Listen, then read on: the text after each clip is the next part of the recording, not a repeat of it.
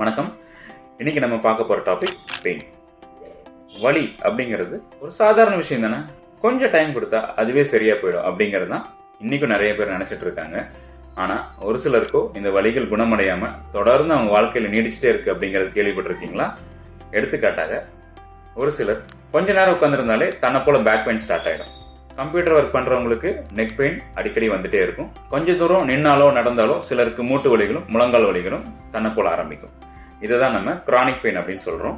அதாவது ஒரு வலி 3 மாதங்களுக்கு மேல அவங்க வாழ்க்கையில நீடிக்குமே ஆனால் அதை நம்ம கிரானிக் பெயின் அப்படின்னு சொல்றோம்.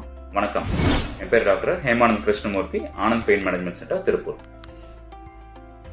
இந்த வலிகளுக்கான ட்ரீட்மெண்ட்களை பார்க்கறதுக்கு முன்னாடி நம்ம அக்யூட் பெயினா என்ன, கிரானிக் பெயின் என்ன அப்படிங்கறது முதல்ல பார்ப்போம். எடுத்துக்காட்டா ஒருத்தர் கீழே விழுந்து அடிப்படுது, இல்ல ஒரு வெட்டு காயங்கள் ஏற்படுது, இல்ல ஒரு சுளுக்கு ஏற்படுது. இப்படிப்பட்ட வலிகள் 3 நாட்களில் இருந்து 6 வாரங்களுக்குள்ள தன்னை போல சரியா போயிடும். இத அக்யூட் பெயின் அப்படின்னு நம்ம சொல்றோம்.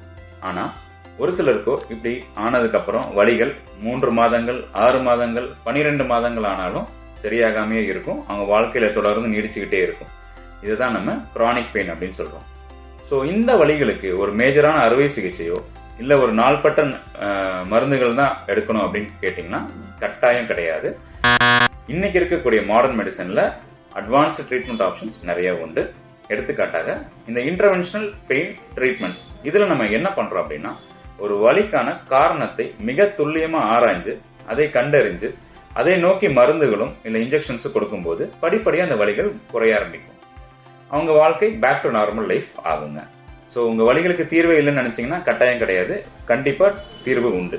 நன்றி, வணக்கம்.